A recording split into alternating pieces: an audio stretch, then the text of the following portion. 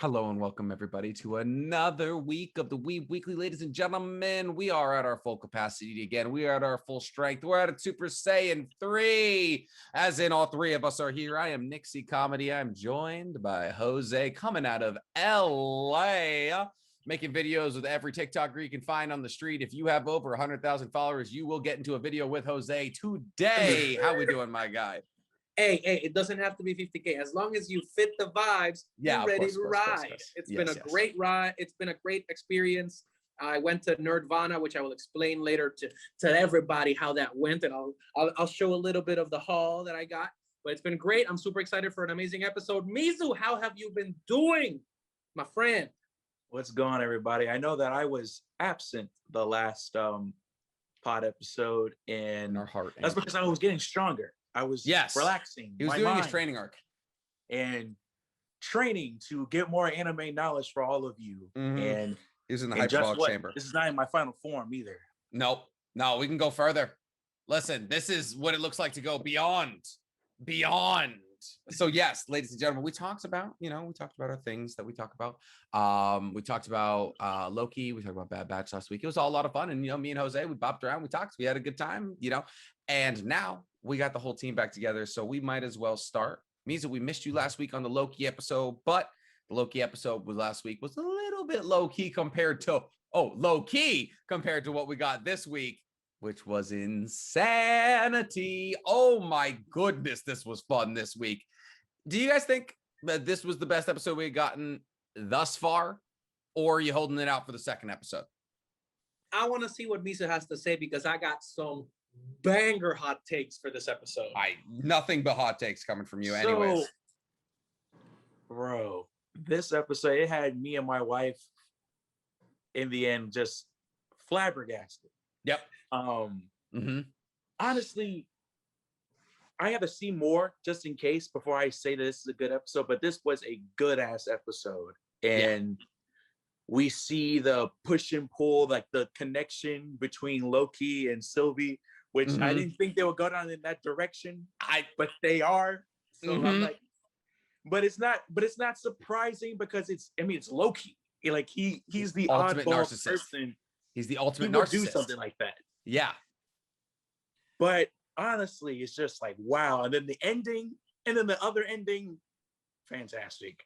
Okay, so it is obviously the big thing that we're talking about is the elephant in the room. We can start there. We can move backwards. There's no like in the quantum realm, time works differently here. Okay, so what we're talking about, obviously, at the end of the episode, we see Loki get pruned. Right, that's the first ending you're talking about. What's the second ending? Okay, so what's the second ending you're talking about? So the second ending, if you want to. No spoilers. If you don't want to hear this, skip forward. Yeah, I got timestamps. Yeah, I got timestamps. Don't worry. So the second ending is the post-credit scene where we see that Loki wasn't dead. I didn't watch. And you didn't see it? I turned off after the credits. No. Yes, Loki is not dead. He ends up in a different realm, and then he's just like, "Where am I? What's going on?" And am I dead? And then you hear some voices like, "Oh, you're not dead yet unless you come with us." And then we see 3 other Loki variants that have all been pruned. I guess who've been pruned, or we don't know yet, but but it looks like they've been pruned before. We got one who's played by I forgot the actor's name, Richard, but basically Richard a well-known actor. Richard Grant, Hugh Grant, one of them. Yeah. Yep. He plays like we don't know, by the way he's dressed, looks like a classic looking Loki. It's the classic Loki, yeah. Like Jack Kirby age Loki. And then we got the one in the middle who happens to be Kid Loki, a relatively new version of Loki in the comics.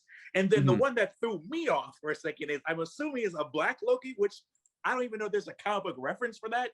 But I don't know. It's a Hammer Loki, but I'm like, is this like an amalgamation of Loki and Thor? I'm like, nice. Wait, I'm just looking at them now. They look so cool. They have an alligator. Wait, they also have an alligator Loki. And then possibly whatever that alligator is, that might be a Loki. I don't know. Or maybe just a pet to the kid Loki. I don't know. They have the Loki Gator, bro. That's what I've been calling him. I mean, if Loki can birth a horse, why can't he be an alligator? I mean, this is crazy. How did I not see this? Okay. So, okay. Well, there goes a lot of my theories. No, dude. So basically, the episode ended in a wild way because basically, and just like going from back, like we're going from the back to the front on this one. Yeah. This basically confirms that when you get pruned, you don't necessarily die. You basically get transported either to an alternate dimension or to a quantum dimension or something like that. Because another or big out of thing the quantum dimension. Yes, true. Because we did see a destroyed version of Avengers Tower. So on the right hand side of that shot, when you see Kid Loki, Classic Loki, and Hammer Loki, that's a destroyed Avengers Tower. So we don't know if this is like a. Do you remember on Sakaar in Thor: Love and not Love and Thunder? Thor Ragnarok, when the devil's anus like spits everybody out. That's like a wasteland of shit that of stuff around the multiverse that just pops up in Sakaar. What I was thinking is that pruning is basically a graveyard for stuff that comes out of the timelines that just like should not be in there. So you're essentially saying that they are treating the TVA quotes. Is treating like this planet like Australia was treated by Great Britain in the early 1800s. Send all your problems there. Like ship them away to a different place that's not real to us anymore. Okay, that's crazy. And I don't know if that. And I think I was talking about with Straw Hat actually that he what he thinks is that basically the way that Marvel is treating the multiverse, it's like Battle World. We're like literally just like there's one place where everything that's not supposed to be there is there, and then everybody just like finds a way to just land at this place, and they're just like fun. Yeah, that sounds like a fun place to be. The big thing is that I think this is setting up Spider-Man, bro. This has to be setting up Spider-Man. There's no way that we how do you pull this to Spider-Man? Dude, because we are literally less than 6 months away from the movie, and we haven't had a single shot. We've only gotten the merchandising, which we'll talk about later. We still have to talk about the rest of the Loki episode. But I'm just saying, like, my big theory, my big thing is I'm pulling back on my thought about Kang the Conqueror. I think Kang the Conqueror is going to be talked about later. I think this is going to be more about Spider-Man and the multiverse. No way. All right. So I was thinking that we should lean into the Kang the Conqueror take here. Because what we also see is that the timekeepers are androids, animatronics that are controlled from elsewhere. That we see that they're like, hey, we finally got the androids, we killed them, ripped their heads off, now they're androids. So Mizu, if I think it's Kang the Conqueror and Jose thinks it's Spider-Man, who do you think it is? I'm not gonna lie, I'm also leaning towards Kang the Conqueror. After looking at it, because my reasoning to it is one. The judge, she literally is the confidant in the comic books. She's the confidant and like advisor to Kang the Conqueror, and lover to Kang the Conqueror.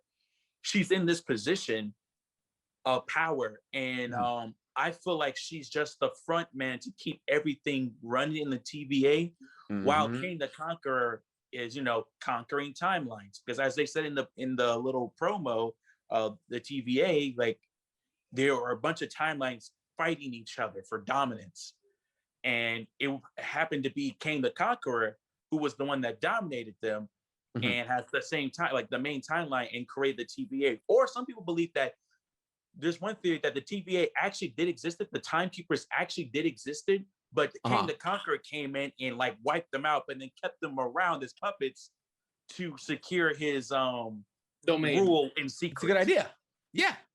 Yeah, use like the puppet realm in order, like use a well built up, well respected group of like authority, and then use that to spread your influence. That's what I would do, at least. So, all right. So me and Mizu think it's Kang the Conqueror because yes, there's the judge, there's the TVA being time fascists, there's them being in the quantum realm, all these things. The fact that the timekeepers also had blue faces certainly doesn't hurt. Why do you think it's Spider-Man? Let me rephrase that. I don't think it's Spider-Man doing it. I think they're setting I know that. I think they're setting up the multiverse, because what we also got recently, which some people say it's a glitch, a lot of people say it might be Doctor Strange. We had a new ending for WandaVision. So like they edited a new ending of WandaVision where there's like a figure. When there's like, do you remember watching Terminator 2. Yeah, like you know 20 when years ago.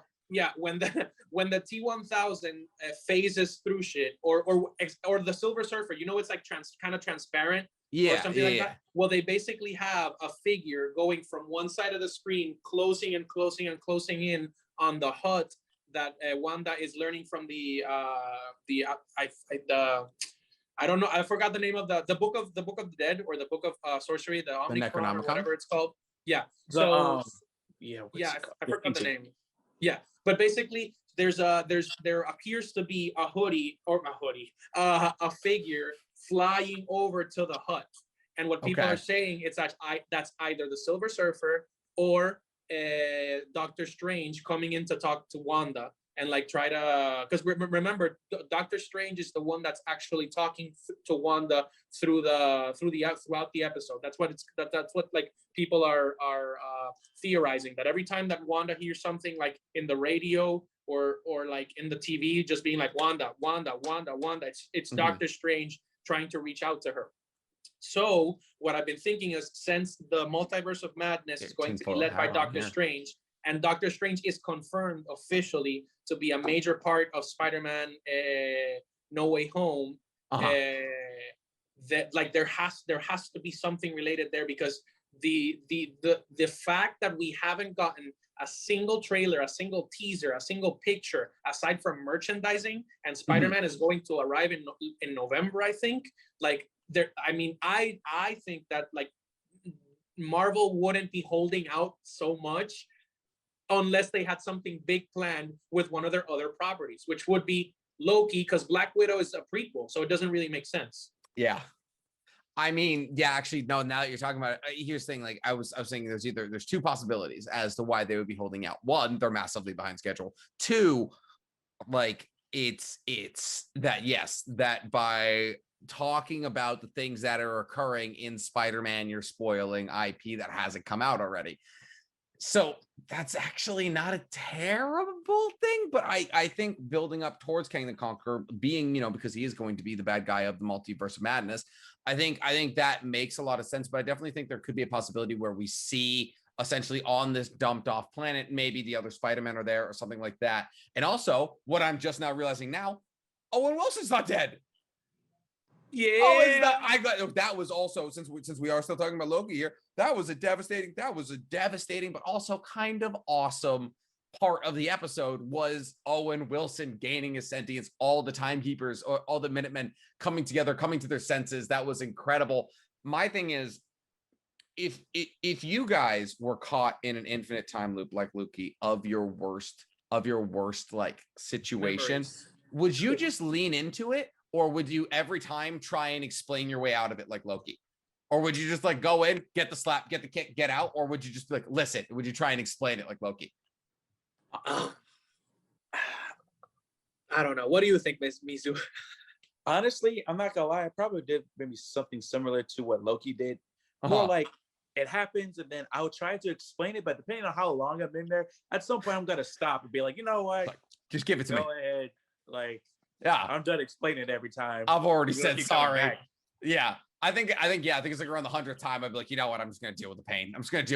Just hit me. Dude, the thing is, like, I feel like that scene was perfect because, one, we got Lady Sif back, who hasn't been in the MCU since the horrible Dark World Thor movie.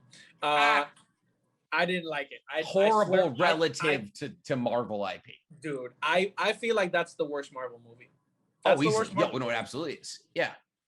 So we got Lady Sif, and two, we got a moment where Loki is we've gotten 3 moments actually where Loki's just being like completely vulnerable and like goes against what we know of Loki based on like mythology, based on like the comics. He literally accepts the fact that like, I'm a narcissist, I'm flawed, I do this for attention.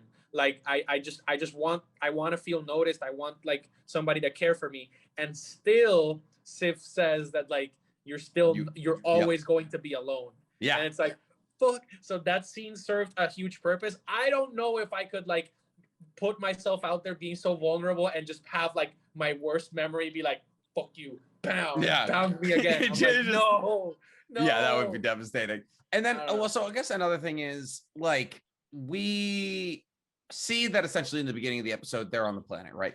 And that the reason that they're found, since we are going back to front here, the reason that they're found is that the TVA essentially was like, oh, like they're like it's the creating this incredible nexus event that these two other dimensional beings of the same person are now physically attracted to each other or like gaining a relationship. And so they go and get them. They go and save them from an apocalypse so they can kill them later. I think they wanted to question them first and kind of see if they had any valuable information on what is causing all these Nexus events, even though they said it's them. Yeah. I'm kind of confused, and I want to see what Mizu thinks here, because the only thing that didn't make sense, or that I was like kind of suspicious of, I never trusted the TVA from the jump. But the thing is, when Sylvie yeets the head of the main timekeeper, Ravonna doesn't react. It's like she knew. Yeah, I think she knew. So that's the thing. So like, what ulterior purpose could they have to bring them back to the TVA if not something that Kang the Conqueror wants to happen, or somebody else wants to happen? Because like, think about it, they could have pruned them right there and sent them to the Shadow Realm. They could have just not picked him up off the planet that was actively being destroyed. Exactly. So like, I still have my doubts there. I wanted to get your opinions, Mizu, because that threw me for a loop. Because that like lack of reaction, I was like, bro, something's up. So, well, the first they wanted to see when they captured them is because they wanted to see how, because they were in a another cataclysm, and they were basically hidden. But the fact that they were like hitting it off apparently created a Nexus event, and that's how they found them. They found them, and they were just like, but from their perspective, they don't know what caused that. So they're questioning like, so how did that happen? How did y'all cause a Nexus event? And then of course, Mobius is questioning Loki, and that's when he realized like, oh, you sick bastard, you fell in love with yourself. Yeah. Like, and would it be weird? Would it be weird, like on an ethical, like sophistication, like philosophical angle? Would it be weird? They're not technically the same person. Fuck. I mean, would it be weird? Here's my logic to it. If I was in that situation, yes, it would be weird. But knowing how Loki is as a person, it's not as weird. It's kind of not surprising. Yeah. Even Mobius said it himself. Like, he's not surprised that he felt for himself because he's like that type of narcissist. Yeah, exactly. Yeah. It's the tale of Narcissus, bro. You literally saw your reflection and be like, oh.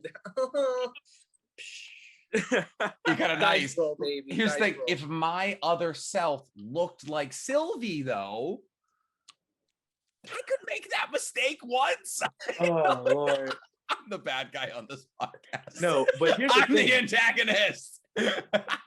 No, but here's the thing. I think the reason why Kang the Conqueror is, I think, so obsessed, or whoever's in charge is so obsessed with Loki, because it seems like maybe Loki is that person who is key to causing Nexus events. Oh, he or she is the one that starts all this stuff. Why? Think about it. Think about it with Sylvie. What was the reason why they took her as a child playing with toys?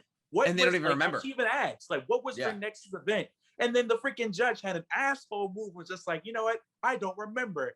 And I feel like she was lying. I feel like she was lying and being an asshole on purpose, not to say anything. Think so? But yeah, probably. Anyway, they feel as though Loki is basically a kind of like catalyst to Nexus events. Not just a catalyst, but like kind of like Wanda, who's kind of like a Nexus being who every time they show up, because think about it, in a sense, Loki is a beacon of chaos. He's a person of chaos, and maybe Kang or whoever's in charge does not like that. So just like, hey, we need to take out every Loki version we can find, possibly, so they won't ruin my rule, my sacred timeline. I like that. Jose, what's going on, buddy? So I'm just trying to go off what Misu said, because that makes total sense. Loki has to be the one to start the multiverse, because in WandaVision, Wanda did a lot of shit that would have gotten everybody on notice. Like the TVA would have gotten on, even though she's a Nexus being, the TVA would have been alerted like that when she made the realization that she was a Nexus being and that like she was like the most capable of spontaneous creation, all that jazz, and started reading the Panopticon or whatever it is. Literally, they would have gone in and pruned her or tried to prune her at some point. Tried to prune her at the moment. So I'm like, neither the TVA / Kang or the Living Tribunal, if they see something they don't like, they act. And the fact that that was meant to happen, according to the rules that we've set by the MCU, everything in WandaVision was meant to happen, right? Yeah. That's what we've said.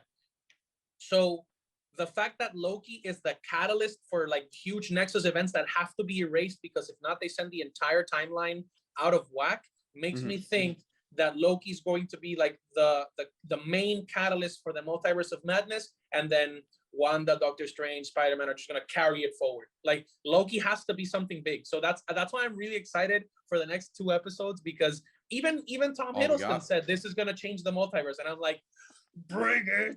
Yeah, yes. Let's get it immediately. You better, Tom, if you're watching this, don't lie to us, please. Yeah, don't play with my feelings. Don't be that guy. Don't I mean, listen, like it's the Toms of the Marvel universe. We said it once, we said it a million times. Toms of the universe, like of that universe, Tom Holland, Tom Hiddleston.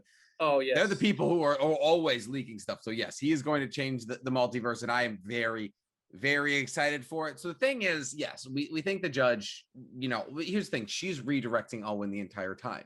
You know, she's like, why are you asking all these questions? Like, oh, where was it? C20, like C20 just died. Like she knows what's going on behind the scenes. Like she is not like she's purposely trying to redirect those people away from these kinds of questions. Like also when you see C20's interview that's been recorded and Owen Wilson sees it, like she's saying like, I'm alive, like I was alive before this, and she's like, that's enough, like we're done, cut it off. And so like she's absolutely the one working the strings behind it. As to whether or not that has to do with King and Conqueror or somebody else, that's, I mean, I'm assuming we'll see probably next episode, and then the 6th episode will probably be like us versus whoever is pulling the strings. But that's all I had on Loki. You guys got anything else?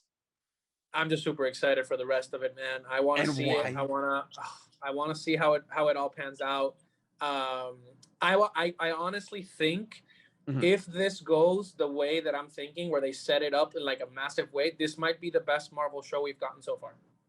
I think they just keep getting better, because here's the thing. I feel like as we've started to move forward in terms of Marvel shows, every Marvel show has had more repercussions for the universe as a whole. And also I feel like maybe they're hitting the groove, you know, like the TV show is not something Marvel has ever done, live action, that is. Well, one that was canon to the MCU is not something that they've ever done. And so I think, they might just be hitting the groove. They might just be, you know, like realizing like, hey, this is a legitimate platform that we can run with, and people are consuming it, and Disney Plus numbers are up. And once those shows are gone, Disney Plus numbers are down. So yeah, I mean, hey, listen, as long as it's making them that money, as long as it's making the mouse that money, it's gonna keep coming. What's going on, Mizu?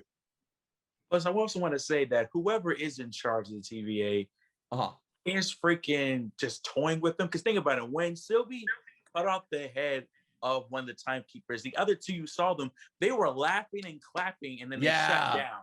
And I was like, who is this sadistic bastard in charge of the TVA? Yeah.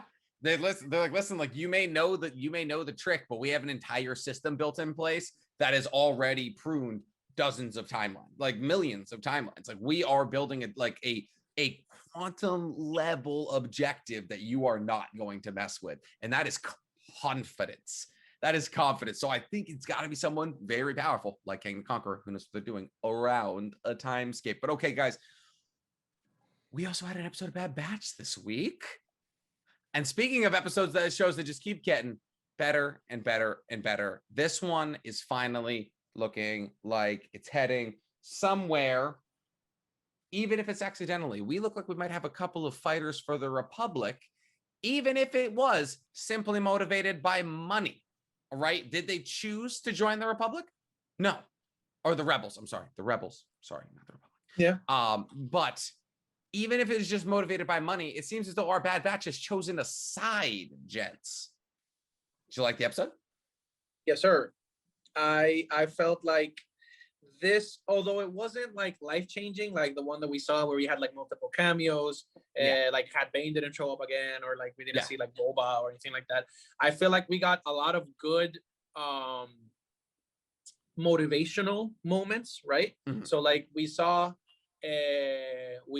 Hunter finally embrace that moment of, okay, you're no longer just gonna be like our protectee. You're gonna like officially be helping us along the way every time.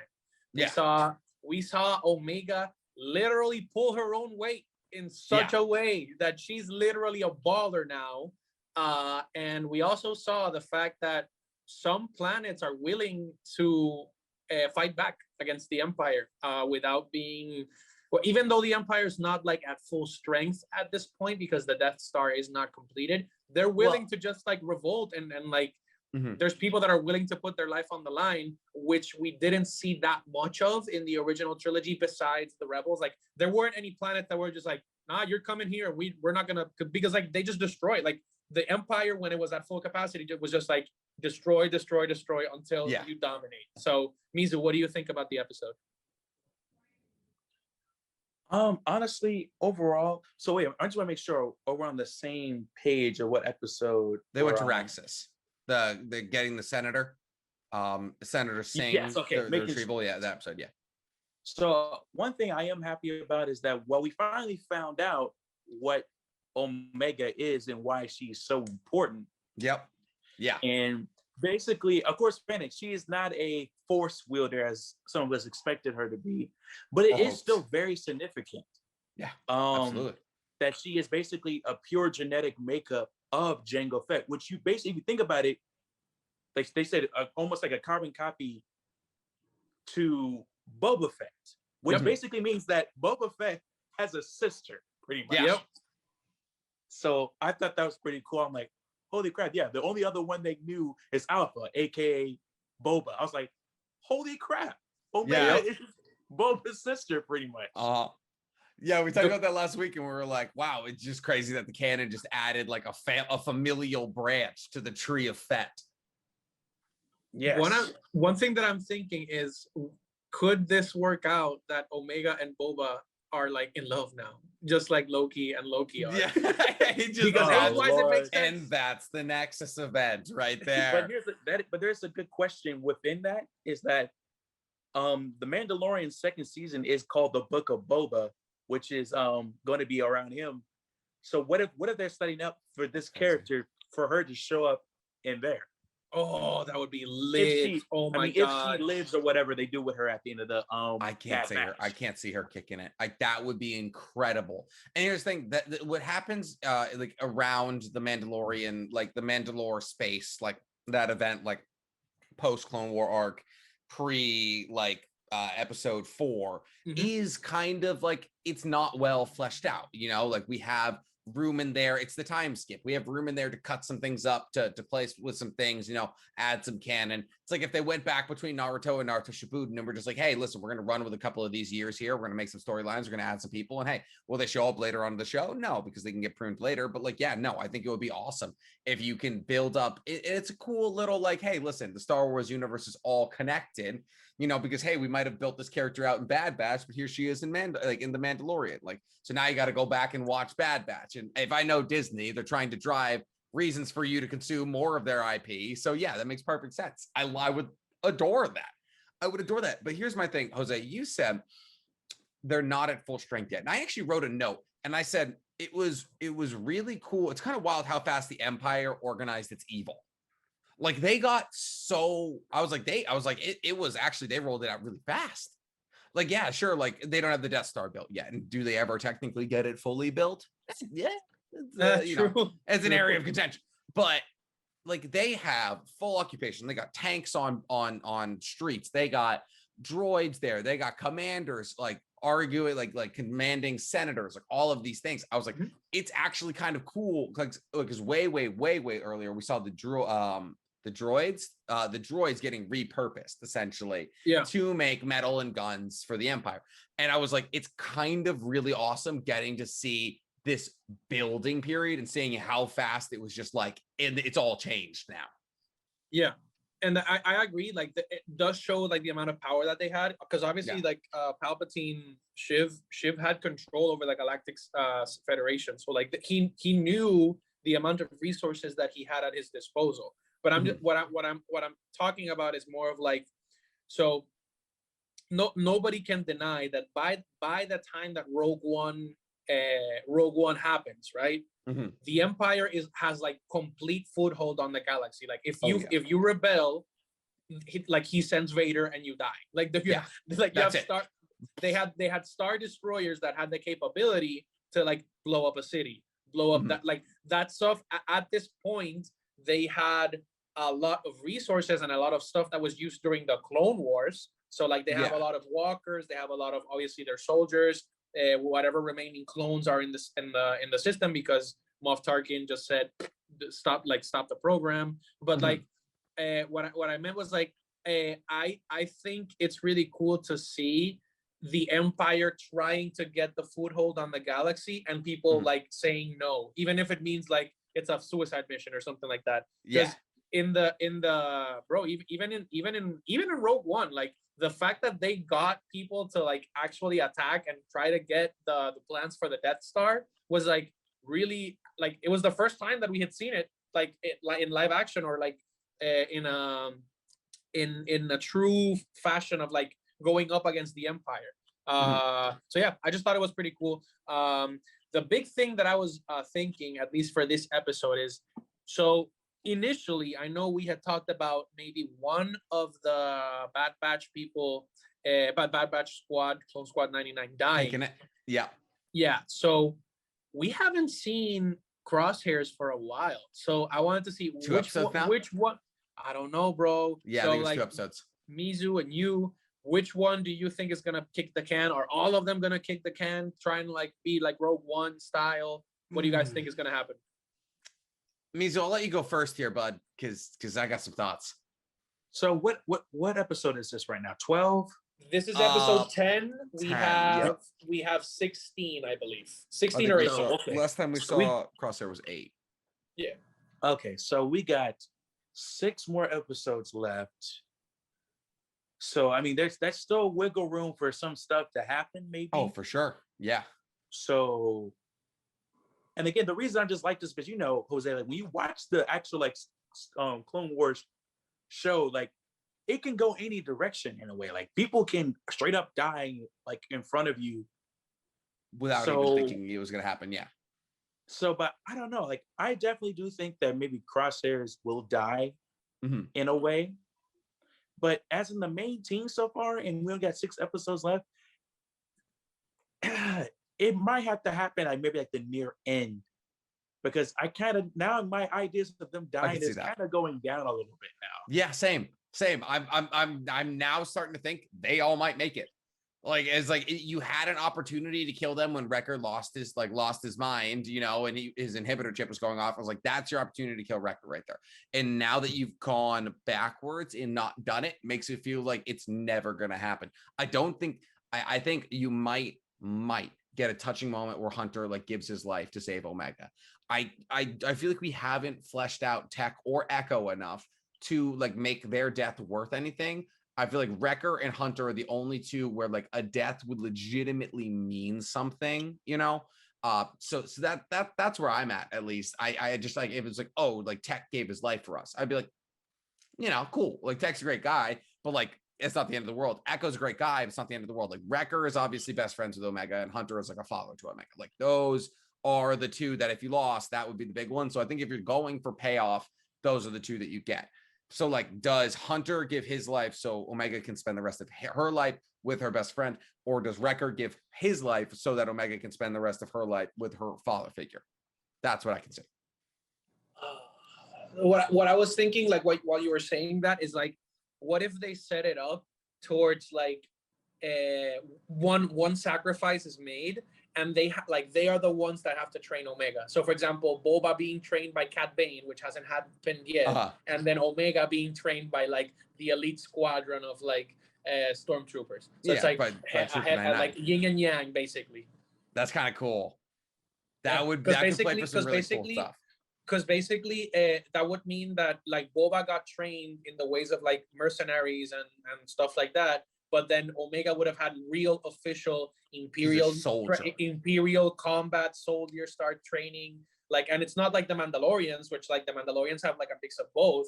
Like there would be a completely different like outlook on life, because Boba's a bounty hunter. Like Boba's a bounty hunter through and through. Like Omega would be like a peacekeeper, like a soldier, like a peacekeeper soldier. Huh. That would be really, and then if you could play off that dichotomy in The Mandalorian, which would be incredible. I like the universe that we're building here. Okay. If Disney is listening, you know what to do. Okay. Listen, if you scrap the episodes, I don't care if the animation's worse. Go with our story. Here's my thing. Now that we're talking about the TVA and the Empire, both incredibly impressive fascist regimes, which would you rather live under? Oof. Yeah. Damn. So one, your entire destiny is predestined, right? If you come off your given path at all, your existence will be deleted. The other, any talk of sedition, any talk of change, any talk of the old ways, essentially, like one is like your path has been chosen, walk it. The other is don't talk or you die. I have a question. Yes. If this were the TVA moment, do I get some sort of ability, contact with somebody that has a power or something like that? Because I have an answer. If that's the answer, I'm saying you live your continuous life. It's just tomorrow. It's like TVA is now the big guys. Okay, so just try and live your life, and hopefully you did the right thing. Or it's like the Empire took over. Don't talk about Jedis. I would choose the Empire. You would choose the Empire. So Mizu, give your reasoning, and I'll go in with mine. Oh, it's funny that you said it, because I also said that I would choose the Empire as well. Yep. Interesting, because I would choose the TVA. Okay. Because here's the thing. TVA is in a while. Let's go. TVA is freedom in a cage. Okay, so essentially TVA, you can live your life however you want, as long as that's the life you're supposed to be living. Okay, so as long as I'm living the life I'm supposed to be living, then I can do whatever I want. I can talk about Jedis. I can drink on weekdays. I can have 5 wives. Like, it doesn't matter, as long as that's what's for me in the sacred timeline. But if I stray out of what's meant to me, pruned. So it's freedom in a cage. With under the Empire, I am living under like the heel of this fascist regime, essentially, and I can't have my freedoms. But if I do try to do my freedoms, if I try to live the old way, if I try to, like, you know, talk about the things I want to read, the books I want to read, now my planet gets blown up. Okay, yes. Mizu? Hey, I'll let you go first. Okay, so the reason that I said the Empire is that, like, I don't have any powers within the TVA, right? We established this. I ain't got, like, I'm not Jose tomorrow. I'm not Spider-Man. I'm just regular old boring me. That means that if I stray, I'm fucked, because I'm not Conor McGregor. I don't have, like, I can't go toe to toe in the octagon and avoid the pruning. I will get pruned eventually. And while that means I will land in like Battle World or Sakaar or whatever, I still don't have powers. So I'm probably going to die of starvation while the Hulk and the Lokis just do their thing.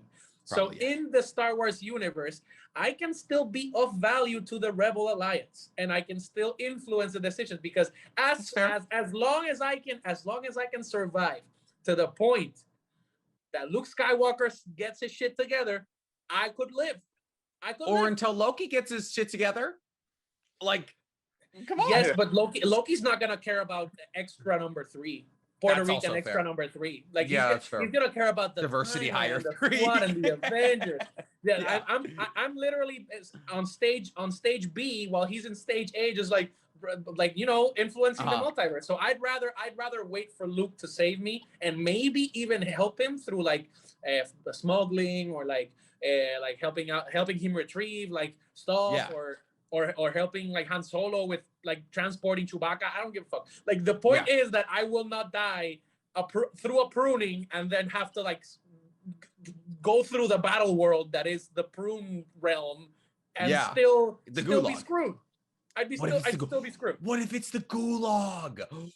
You get pruned and you have to fight your way out, and whoever wins gets to come back. Oh my God, they've been playing Warzone. Okay, Mizu, why do you want to live under the Empire? Well, honestly, because I disagree with the whole. I feel like you don't have freedom of choice in the TVA, because even like again in the prologue, they said that anything you do, like you can get, like you going to Burger King instead of Starbucks, is your entire world is a Nexus event. So anything you do, as long as you follow your timeline. But here's the thing: you don't know what your timeline is. Oh. And plus, and here's another thing: say if you kind of do, what if happens if you are in a situation where they kind of like Loki or something like that, you can die. Like you find out that you can possibly die in this upcoming car crash, and you would have the ability to change it, but because you changed it, now you have to be pruned. Or, for example, like with Sylvie, we don't even know why Sylvie was taken.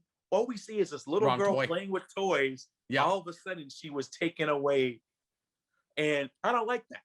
While in Star Wars, yes, granted, we have this fascist, galactic regime going on, but my only thing is, like, here's my couple of reasons. One, the Empire is mostly incompetent.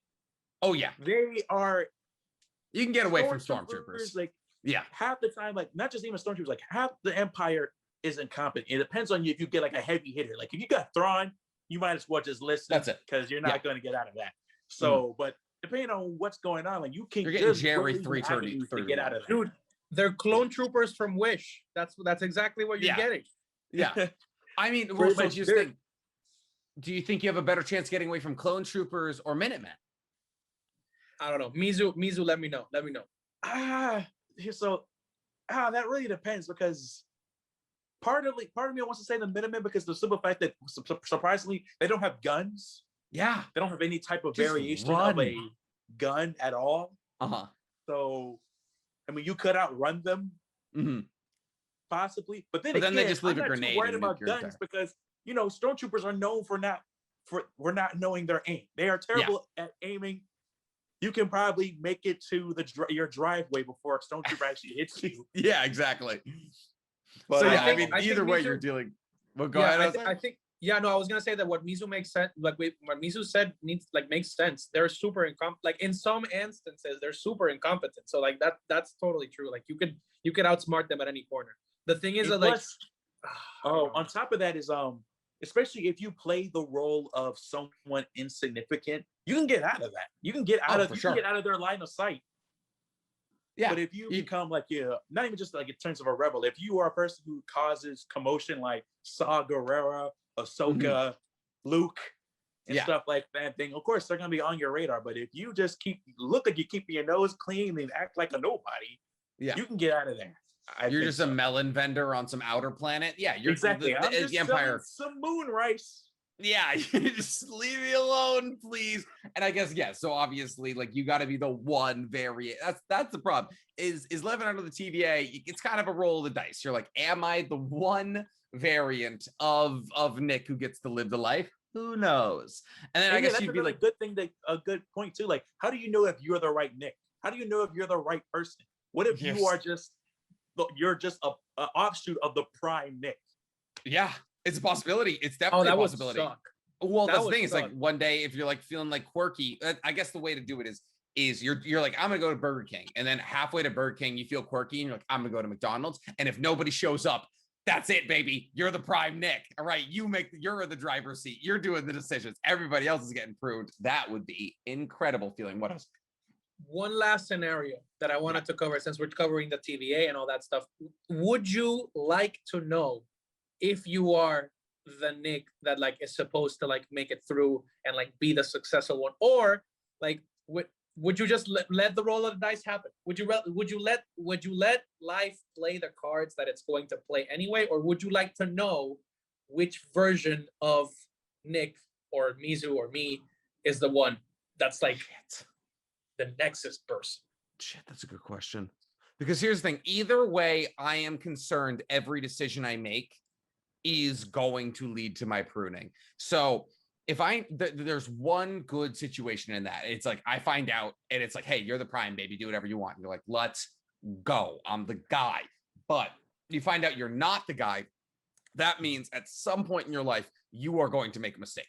And at that point in your life, that's when it's over. But if you don't find out, but you know that there's multiples of you and 99.9999% of them are not going to make it, that means every time I would just lay in bed. But the thing is, then laying in bed is a decision. And I was like, now I've been in bed for a minute too long and I'm talking myself out of wanting to live under the TVA. Okay. Oh Christ. I don't think I'd want to know. I'd want to know. I'd want to know. Yep. I'd want to know. How about you, Mizu? Honestly, I had the similar question asked because someone asked me this question with my video. For those who don't know, I'm doing this whole villain ideologies thing, or just ideologies of characters. And in there, someone asked me, like, would you want to know? Because, you know, in Madara, the main villain in Naruto, he puts you under this great genjutsu that's basically like the Matrix. You're in this illusion that you basically give whatever you want.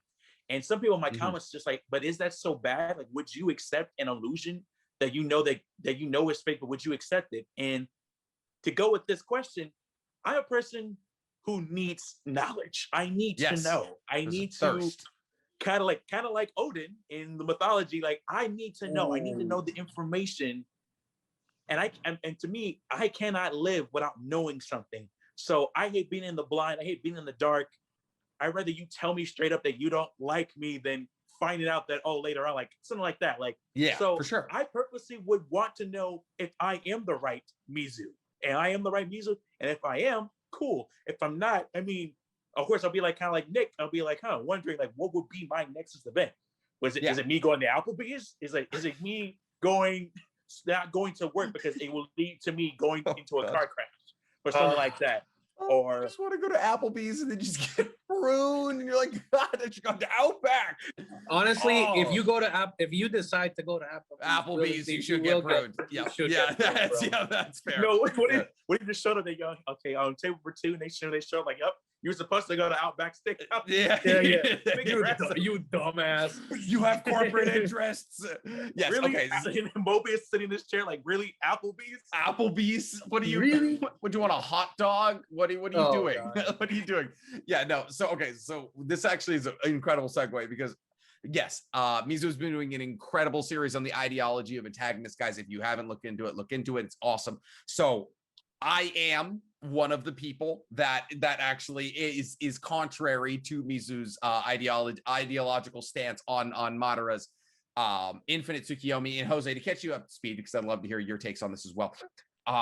Essentially, Infinite Tsukiyomi is everybody on Earth gets caught under this moon, and then it shows you the reality that you want. It gives you your perfect reality. Essentially, it's heaven, but you're caught in a cocoon attached like to Demon Slayer, like the Demon Slayer moon train. Yeah, except without the soul. I mean, essentially, Madara doesn't know this. But all of the chakra of everybody is getting sucked into this tree, so a giant alien can eat it. Essentially, it's the end of Naruto. It doesn't make any sense. And so my stance on it is Madara is trying to essentially stop the cycle of pain. The cycle of pain being wars, murdering, like somebody murdered my best friend, so I murder their best friend, that kind of thing. He's trying to break that cycle. And what he's trying to do is essentially, if everybody has their dream, no one will fight, is his ideological stance, essentially. And so he's trying to create this dream, but the dream is a lie. But my stance on it is that perception is reality. Okay, while you're asleep, yes, the Matrix. While you're asleep, your dreams are reality. Just because you wake up doesn't change the fact that while you were asleep, that dream is your reality. So my thing is, if you're eating a bag of Doritos, all right, and you think in your head and you fully believe that this bag of Doritos is healthy for you, that is your reality. Is it the chemical truth? Not necessarily. No, it's not. Doritos are bad for you. I'm sorry to break it to you. But if you believe a situation to be true, how is it not? You are your own God. Your brain is your own God. If that situation is true to you, how is it not true? Is my stance, at least. Okay. How do you feel about it, Jose? Knowing the facts. I'm so okay. Fuck. Okay, so the thing is that like I know that like in I'm just thinking about it in the lens because like obviously from what I've seen in Demon Slayer and all the movies that I've seen, like just talking about this question, what I've figured out, what I've noticed is that I find myself being more of the red pill type of guy. Like show me the truth. Because like think about it, and that's the same thing that happened, for example, in the Matrix when the guy's eating the piece of steak. It's like, I know this is not a steak. It tastes like steak, but after a while, I just realized that this is not real. Like it might taste like a steak, but it just becomes bland. So think about it, like if and that's what and to a different extent, taking it like a little bit more abstract. That's why I'm kind of afraid of the concept of lucid dreaming, because like think about it, if you dream, when you dream, it's basically paradise, because like you experience like everything that your creativity can put in front of you, right? Yeah. If you get a chance to control that and like you're living out your best life and stuff like that, as soon as you wake up, it's trash, because like you're thrusted back to the reality of your own existence, right? So like I would tend to say that like maybe the intentions are good, but just like Thanos, like the way that he approaches it might be kind of flawed, because like putting everybody in a genjutsu, so you're just living out with your wants and needs and stuff like that. Yeah. Unless that's like, would that be permanent? Is the genjutsu permanent? Like, yes. Do you eventually die? You eventually, you die because the chakra, the tree takes all your chakra and you die. Oh, but he doesn't know that. Like, Madara doesn't know. Give me the red pill, bro. Give me the red pill. It's a subplot though. Madara doesn't know that. That has no pertinence to his ideological stance. So yeah. True. So at the time, Madara does not know that does happen. So yes. But I like, again, what I said in my video is pretty much that, like, yeah, just like you, Jose, like I'm the red pill type of person, because after a while, this is gonna sound messed up, but like it is like a philosophy in itself, but like suffering to a point gives us purpose. Is human. Yes. It makes us human. It makes our situations and our moments realistic and worth tackling. Yeah. So when you're put in a world where everything you ever wanted is achieved, then at some point it does feel unreal and it does get boring. I mean, think about ultra rich people, ultra rich celebrities, kids. Bro. Yeah. Kids who are sons and daughters of billionaires. They have really everything at their disposal. Why do you think they do these? Some, not all, but why do you think some of them do these reckless things? Because like everything they ever wanted is already there. Like if I want to go to the Himalayas, I could just do that because we have the money. We can have all the stuff we can get anyway. So with that being said, like, yeah, I would definitely want to live in that world. Granted, is it suffering? But yeah, I want to fix that. That's why I think, in my personal opinion, I prefer Pain over Madara, is because Pain is just like, they have the same similar philosophy. That he's trying to break the executions are different. Pain is just like, yo, the world is messed up, but we cannot run away from it. We have to fix it right here and now. We have to fix it here in the real world. And his solution is killing everybody, so everybody loses, so everyone knows Pain. But yes, Pain is. I love that. I see that as well. Yeah, it's an ideology extreme as well. Yes, but at least the part I like about it is that at least it's grounded in reality. Because in my personal opinion, and granted, you guys don't have to agree, the viewers as well, is that to me, I just feel like Madara, it's just kind of basically telling you to run away from your problems. Yeah. Oh, well, when things get hard, well, I can fix that. I can just fix that by putting you under an illusion, and you don't have to worry about that hard thing. Oh, for sure. Yeah. No, it's definitely so it brings up actually like an age-old conversation, and like actually a very, very old conversation, because Madara essentially plays into the philosophical stance or the philosophical conversation of Fahrenheit 451, which is more or less it's an incredible book. If you haven't read it, you probably read it in high school or something like that. It's more or less about fascism and the debate between freedom and safety. So essentially in Fahrenheit 451, all religion has been abolished, all controversial books have been abolished, because the whole thing is about book burning. And so like you can't get the Bible, you can't get the Quran, you can't get, you know, any of these things. You can't get like things that would incite like intense emotions, but there's no war. There's no war, there's no hate, there's no crime, except for like amongst people who have that thirst for knowledge and know those things that polarizes them to humanity. But is to hurt to be human, you know, is to want to err, those kinds of things. And so that is the stance that essentially the philosophical stance that Madara brings up. And I think there is an interesting argument for both sides. It's because in Madara's circumstance, yes, he's in Gaara says it actually in the story. He's like struggle is human, and nobody knows struggle better than Gaara at all of Naruto. And so he's like struggling is human, but at the same time, like I said, to me, like sure, that steak, if you know that steak is ones and zeros, that steak it tastes bland to you. But if that steak is just steak to you, that's just steak. That's just Thursday. You know, it's just Thursday's dinner. Mm-hmm. And so that's where my stance comes from. I'm saying that perception is reality essentially. And if you don't take the red pill, if you don't know about the ones and zeros, then that's your reality. And your reality is perfect. And sure, you're a billionaire son and you have a coke habit at 14. That's not great, but like that is your reality because that is what your perception is essentially. Oof, that's true. Again, I would still have to say, just like in my after knowing like the context and stuff, I would still say that it kind of makes sense to me. The pain argument makes a lot more sense because if squish the village. No. Hey, let me okay, put a nail in Kakashi's forehead. I am not the I do feel like, for example, the Thanos thing makes more sense because it's merciless. Like it's a lot of mercy, I guess. But okay, so let me just put it this way. Let me just put it this way. And this is just based on my experiences on life and stuff like that. Like we are the best way to live life is a constant progression towards like your ideals with good moments of like success, support. Like that's what I would consider a great life. Like it's always like the grind and the struggle to like succeed. And like if you have moments of like, okay, you're doing well, you're getting supported by your friends, you're seeing some success, you're grinding slowly towards a means to an end, that is more satisfying than just getting like, you know what, I woke up, I got my first banger from the first like try, and now I'm everything that I always wanted to be. Like hit the game winning shot. No purpose.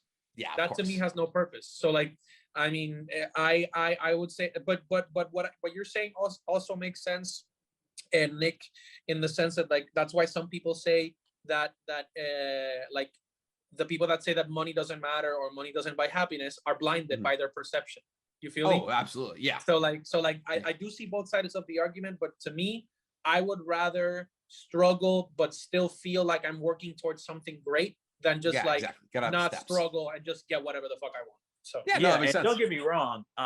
It is like, even with myself thinking about it, like it is very tempting to like go to a world where you achieve what you try to achieve in life. And like, it's very tempting. Even when I make it sound like not so like, oh yeah, I'm going to go with the truth. And like, no, I mean, I still pick the truth, but it would be hard. Like, yeah. And plus, but another point I want to bring up with what I'm going with Jose said, and this else could, I'm not a segue, but a little nod to Chainsaw Man is the main character, Dinky. He is a very simple main character, and he finds the smallest things in life pretty major.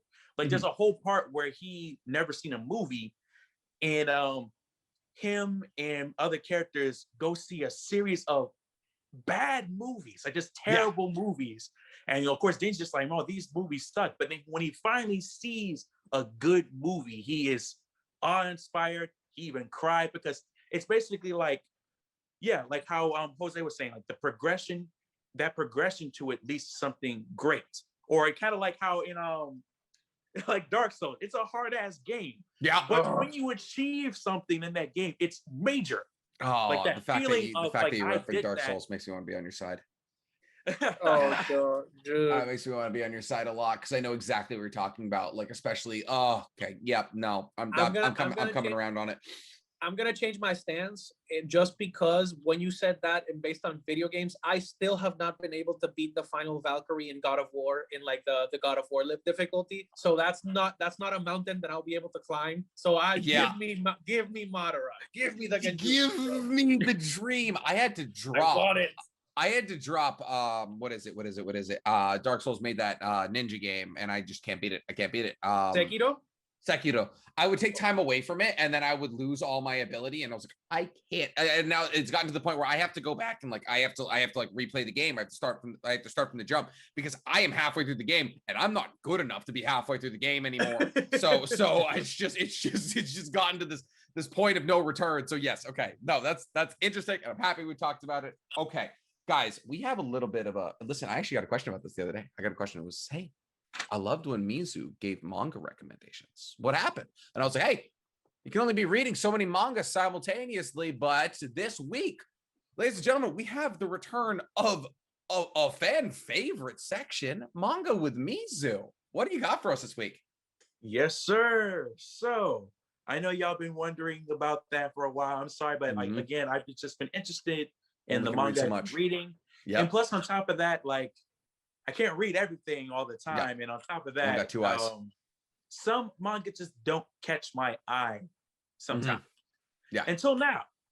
Yeah. So today, before I say it, y'all know The Witcher, right? The Witcher, The Witcher games, the show, the books. Yes. Pretty interesting. Ever. Yep. So what if I told you that there's a manga that kind of goes on that premise of The Witcher? You'd have my ear. For sure. So the manga is called The Hunters Guild Red Hood. Okay. And it is a relatively, and you guys can get started with it, it's a relatively new like manga. Right now, it only has like 2 chapters. What? As of right now. And basically the premise is I love this artwork. Yes, the artwork is beautiful. I love how it's set up. And pretty much it's basically The Witcher meets fairy tale stories. No way. Put together. Like traditional, like what is it? Like you're talking like Robin, like the Red Hood, like what am I trying to say here? Little Red Riding Hood. Not like Fairy Tale the anime. Not like Fairy Tale the anime, as in fairy tales, as in fables and stuff like that. Like nice. And it's Weekly Jump. Yes, it is in Shonen Weekly Jump. You can read it on the app. And basically, like I said, the premise of it is there is this Hunters Guild, and they are like the Witchers. They are basically people who are skilled in killing mythical creatures. And they're really good at their job. For example, they actually wiped out dragons. Dragons haven't been seen in their world in the past 500 years. For now.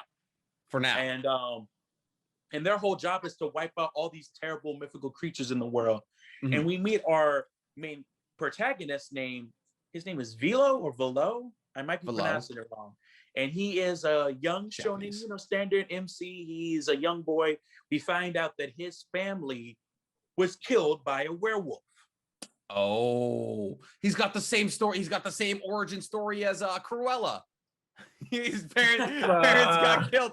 Parents got killed by Dalmatians, so that's why she kills Dalmatians. Awesome. It's so funny because I was thinking that with a mix of Tanjiro, how we find out what happened to his family, like that all they were killed by a demon. Yeah. But he lives in a village that has a big werewolf problem. They're trying to find out, and the part that sucks is that werewolves, they shapeshift. Yeah. And they don't know who the werewolf is. And kind of like The Witcher, the hunters are not very liked because of the fact that they do what they do for money.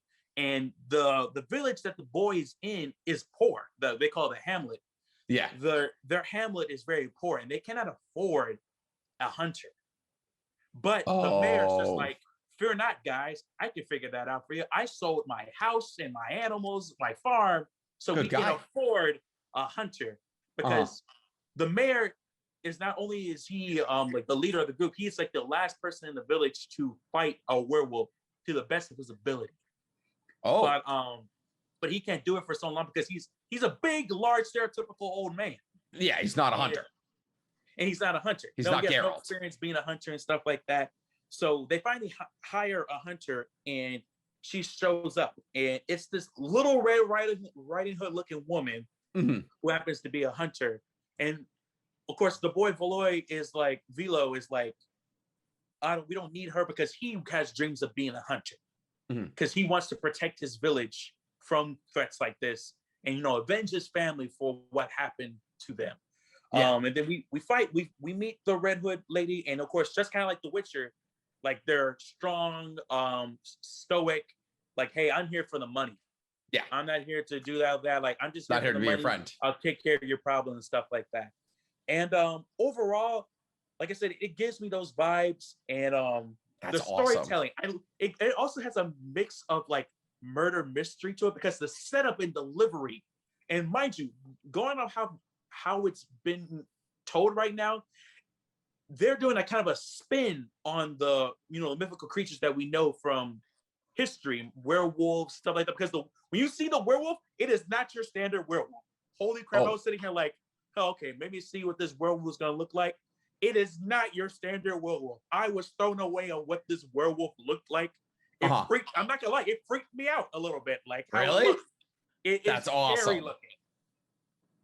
That's fantastic. That sounds like a lot of fun. I mean, especially considering we haven't gotten new Witcher IP since 2013. So if you're looking for some fresh new Witcher-esque IP, that sounds incredible. And there's only 2 chapters, so you don't have to worry about being behind. You don't have to worry about playing catch up. Yeah, you will not be behind. As of right now, like I said, there's only 2 chapters that are out. The first one's like 55 pages, and the second chapter is like 30. Nice. Perfect, dude. That sounds awesome. I'm actually looking at that because I'm a colossal Witcher fan, and I love anything with that vibe. But speaking of catching up, Jose, you got something to talk to us about today? Yes, I do. While I haven't been catching up with anime specifically, I have been doing my own little version of the recommendations that Mr. Mizu's doing. Okay. As some of you know, there's this little page called Webtoon. Right, this yes. website / app. That's where we got, for example, God of High School, and stuff like that. I actually stumbled into a pretty awesome one. So it's called The Wrath and the Dawn. So it's based around a fully Indian cast, which is pretty dope, because it's like people of color too. So like the Wrath and the Dawn basically follows a simple premise. There's this caliph, right, called Khalid. Yeah, true. So and it has like 300 or some issues. I'm in like issue probably like 15, I think, or 15 or 17 or something like that. They're really easy to read because the art also is fantastic. Like the person that drew or does the animations for that, baller. Basically, there's this caliph, Khalid, who the basic premise is this man has to sacrifice a soul every time the sun rises. So he marries, he has to marry every day somebody new, or around a certain period, because sometimes it goes like a little bit. Yeah. So every time he marries someone, he has to marry them, and then by sunrise, he has to sacrifice that soul because he's cursed. That's right? one type of honeymoon. And then there's this new lady that comes into his life, Sharzad, who is fated to basically marry this person. And like nobody knows what happens to the girls. They just like go marry him and then they disappear. So like nobody knows what happens to them, right? And then obviously the people realize, oh fuck, he's gonna kill them or something like that. So Sharzad goes into this with the like mission of I'm gonna assassinate him instead. So like she's like she's trained in archery. She's a boss ass bitch. Okay. Yeah. She's awesome. And so like the premise is Sharzad basically changes the game, and she survives the first night. That's how I'm gonna give it. Yeah. So this is a New York Times bestseller that's been converted into a webtoon. And I knew this sounded familiar a little bit. I think I heard the concept before. Yeah, but I didn't know there was a webtoon about it. Dude, yeah, that's crazy. It is ridiculously well drawn. Like that's the one thing that stood out to me. The story's good. also it feels really cool because they're talking and like there's like the protect, they're handling all the ethnic and cultural stuff super well. Oh yeah, because like well, I they believe handle the writer is Indian. yeah, but that's the thing, like it's one of the like highest like it has a lot of like subscriptions on Webtoon. And I was like, okay, bet I'll watch it, because like I was looking into God of High School because I didn't. So just to correct me, is God of High School a webtoon, a manga, and then an anime, or just went straight from webtoon to anime? It went from manhwa, I believe it's Korean. And then it went to a webtoon, and then it was an anime. Okay, bet. So I was subscribed to God of High School. I started watching, and then like when I logged into the app, I got recommended this one, and I'm actually like trying to do a collaboration with Webtoon actually. So I'm because I really liked that one specifically, and like it's been blowing my mind so far. Like it's actually pretty good. So if you guys want to like read a Webtoon that's like different, because like obviously it's not an American, it's not like even like a Japanese person with like within the context of manga. This is like this is a fully Indian story with a caliphate that like literally has to sacrifice somebody every day. So like it gave me the opposite of like what's it called? So like you know, for example, imagine if Jasmine from Aladdin was like the protagonist in this case, and she was like super like she's Walter, bro. She's awesome. Shahrazad is awesome. So yeah. So it's written by Renee Ahdieh, I believe it is, but she's Korean. She's American Korean. But that sounds apparently that's what I mean. That's what I'm seeing right here. Could be wrong. Not very Korean name, but I'm sure there's some kind of lineage there to the Southeast Asian connections, or South Asian, I guess. It do be banging. So that sounds incredible. So that you could say that would be one of your winners of the week then. Yes, that would definitely be the winner of the week. I still want to finish that first, like, because is it called season with, if it's a webtoon? I think it's a season still. Yeah. So I still want to finish it. And obviously I want to start reading that, more of that and more webtoons, because this is my first experience actually reading a webtoon. So look at you. My winner of the week is that Shahrazad. Turn into a weeb. Yes, sir. Awesome. So Shahrazad is my winner of the week. And then Omega is also a big winner of the week for me. Oh, how so? She's literally got our strategy game winner out of debt. She got our squad out of debt by herself. She literally gambled her way to victory, which is not something that everybody can do. And the fact that like her strength is strategy, will she overshadow Hunter is the question with her strategy prowess. Why leave her? That's the thing. Like clearly, like you leave her, she's the most important person on the team. You take her, she's the most important person on the team. Like, how are we still disrespecting Omega? I think it has to get to the point where she can literally land every hit of that bow, and that it's gonna be over. It's a wrap. It's curtains. Yeah. Once she gets Crosshair's genes, then it's GG's. It's good goes. You got any losers? For losers of the week, definitely. I was gonna say Loki. Before I saw the post-credit scene. Okay, fair. Actually, maybe still probably Loki. Actually, the losers of the week is every single Spider-Man fan, because we got before we get to everybody's winner and losers of the week. I'm sorry, I feel very passionate about this. If you didn't know, Disney released merchandise for Spider-Man No Way Home, right? They released both action figures, they released Funko Pops. They gave us everything except a trailer.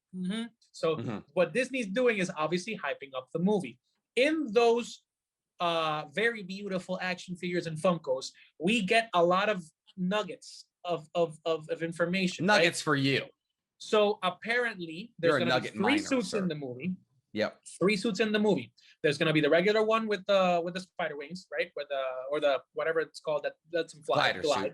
You get the gold spider suit, which I think looks good. Other people have other opinions. And then we get a Wiz Khalifa suit, black and yellow, baby. Which for some reason reminds me of the anti-ox coming suit from deep 2013. Yeah, baby, we out here. Yeah. So that reference made me think, what other suit is like this in style and had that like importance this far, this close to the movie, considering all the rumors.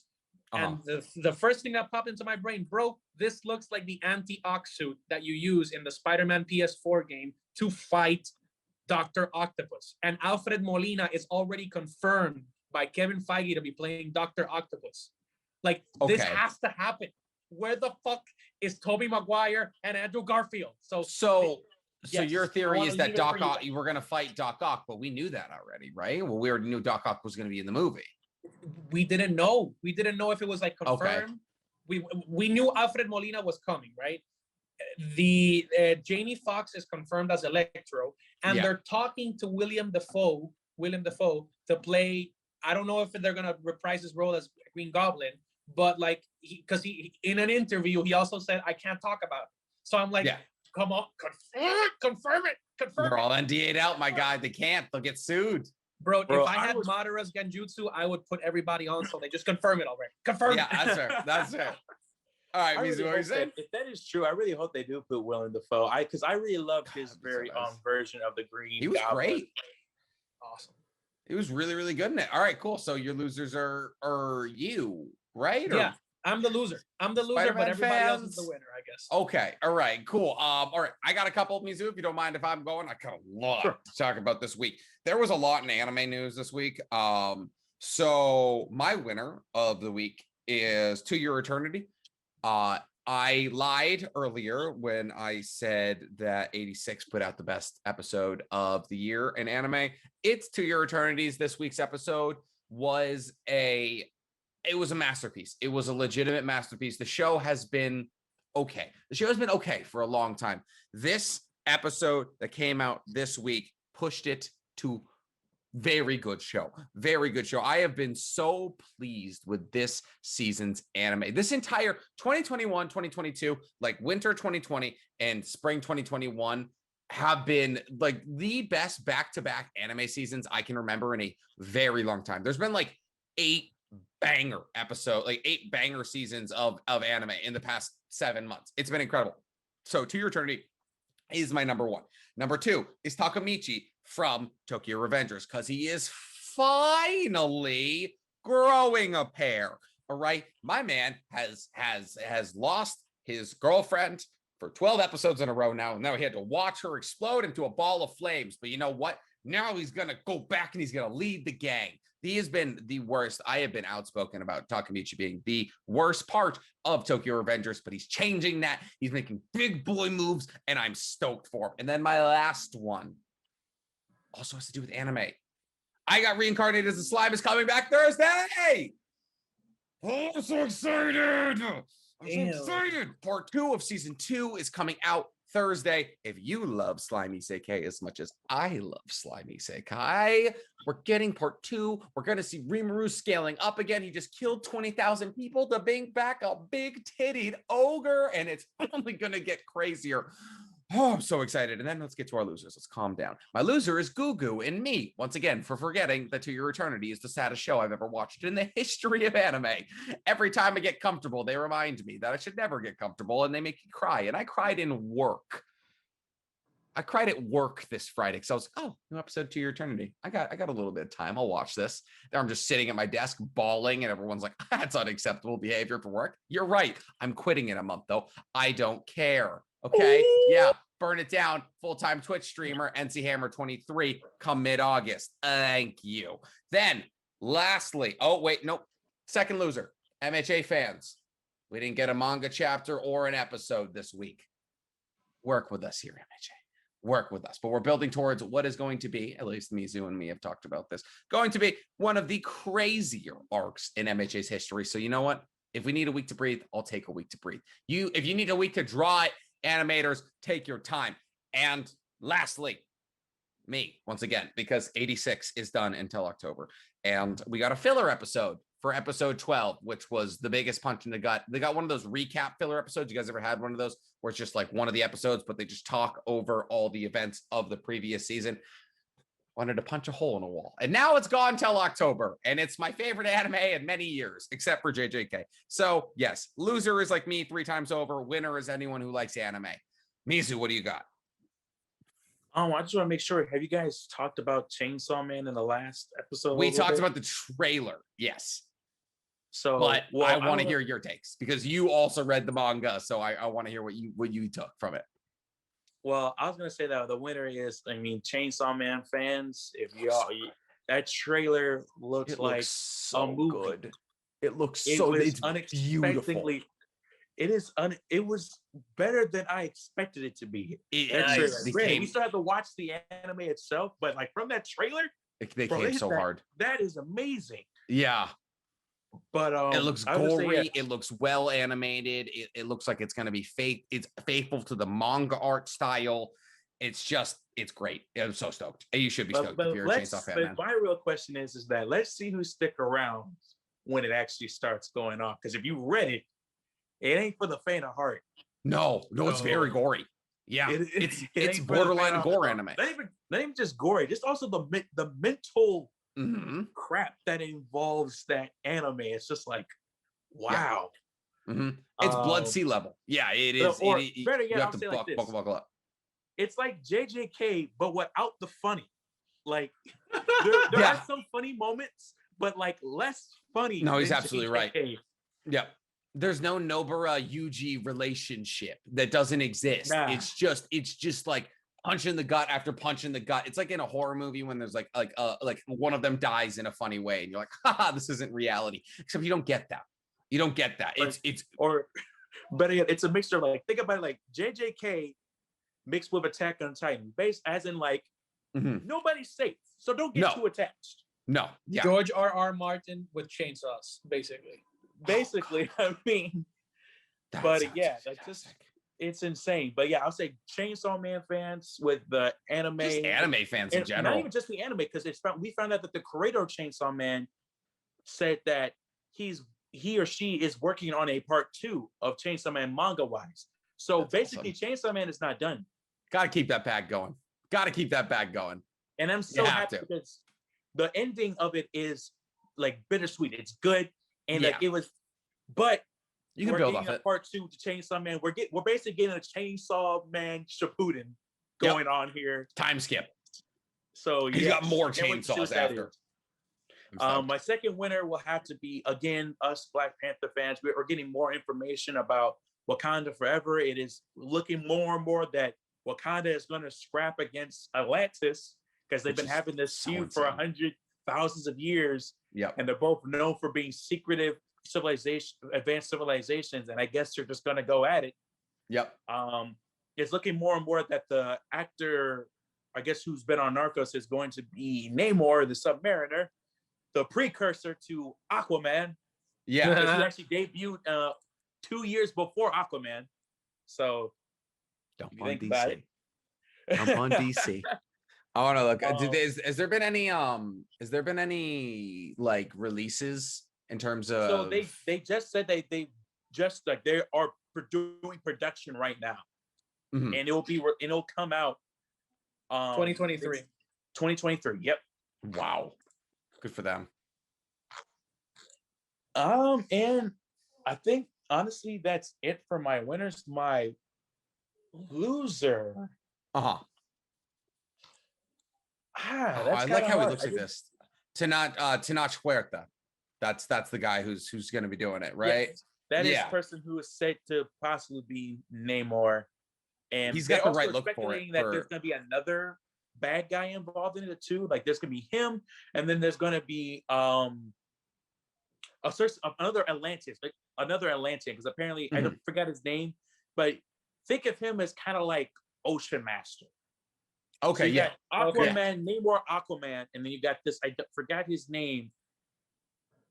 He's basically an Ocean Master. He's another Atlantean who's kind of like a Genghis Khan type. Oh, yeah. And he wants to conquer the surface world. So, again, they can go into that, or they said that they both might be in it. So, like, might be like a secondary villain in a way, or someone in the background that we might have to watch for in the future, maybe, possibly. Awesome. But in terms of losers, hey, it can be all winners. Ravana's about to take an L. Ravonna? Yeah, she's about to take an L with Why? Sylvie. I mean, if I were Sylvie, as soon as she gets the truth, I guess. Oh yeah, that's a good question. That's a good thing. I'll say the loser will have to be the judge. The judge herself from Loki. No, she's about to get found out. All her secrets are about to be spilled out the door. Because Sylvie is not going to play. And who knows? Judge might pull something up her sleeve. I think Big Blue's gonna come. And then Big Blue's gonna be there. Big Blue's gonna show up. Yeah. Like, hey, Judge, you're messing it up. I have to get involved now. Yeah, exactly. Like, I don't like that's the thing. Like, once you're close enough to the top, it doesn't matter. Even if she gets pruned, like Kong would just pull her off that planet, off War Planet. I think she's there to stay. I think because she is the confidant. She is the head of the TVA. They have this foundation built. Like, I think like maybe Sylvie, but Sylvie also doesn't seem like, I mean, she actually has killed many Minutemen. But what, Mizu? There's one other thing that I also want to question about when it comes to Loki, because when the Timekeeper said that she is a child of the Timekeeper, what did they mean by that? She said, "You're a child of the Timekeeper. We can talk," and then she cuts his head off. But what do you mean? What does that mean? Child of the Timekeeper. I don't remember that. Go back because I replayed it twice. Because I was believe like, what does that mean? Because she said it specifically to Sylvie. What does that mean? Maybe that's why she got pulled. She could be like somehow related to Kang the Conqueror. She could be actually related to the Timekeepers in a weird roundabout way. Like that could play into her origin story as to why she got pulled while doing nothing. Like the second they found out about her existence, being linearly related to the Timekeepers or something like that. I could definitely see they're pulling her, but I have no idea. I have no idea. The only thing that I have to say on that is somebody needs to push the damn alarm button for the Living Tribunal, because this thing has been sleeping for centuries, bro. Like everything is happening, and unless it's your will, we need a timeout. Yeah, hi, hey, people who rule the entire universe, maybe help us, please. Half of the people just got deleted, and now there's the time fascist corporation deleting everybody. Hi, hey, we need help, please. All right, well, cool. That's all we got for winners and losers, eh? All right, ladies and gentlemen, thank you so much for spending another week with us. We appreciate it, guys. We're going to have a big week next week. We have MHA coming back. We have Black Widow coming out. We got our first Marvel movie of Phase 4. Jose will be back in Austin. We got all the things. And I'm sure you guys heard when you clicked in today, you heard our new intro, our new outro, all those things. Clearly, we're coming up in the world. All right, we're trying our hardest out here. We're growing every single day. People are reaching out to me to try and write us transcripts and things like that. Okay. This is a growing podcast, and it is all thanks to you, ladies and gentlemen. So, hey, buckle up for this little outro. We appreciate you guys. I have been Nixie Comedy, NC Hammer 23 on Twitch and YouTube. Mizu. I'm Mizu Shogun on TikTok, Instagram, and YouTube. Look for more content, and I'll definitely get back into reading manga for you guys and give you guys manga recommendations. Let's go. You heard that. All right, Jose, take us home, buddy. Ladies and gentlemen, to close out the show, it is your boy Tropical Joe. You can find me at I'm Tropical Joe in TikTok and Instagram, The Tropical Joe on Twitch. Stay tuned on that, because your boy might be working with Mr. Nixie Comedy very soon on some streams. Yes, we that are. will be very saucy. Yes, we are. I'm announcing it right now. I'm working on another segment for the show that involves all three of us. That I will reveal very soon. But thank you very much for joining in. All right, guys. I'm not even gonna tell you to give us a 5-star review, because that's what the outro is for. So let's kick it to the outro. Bye.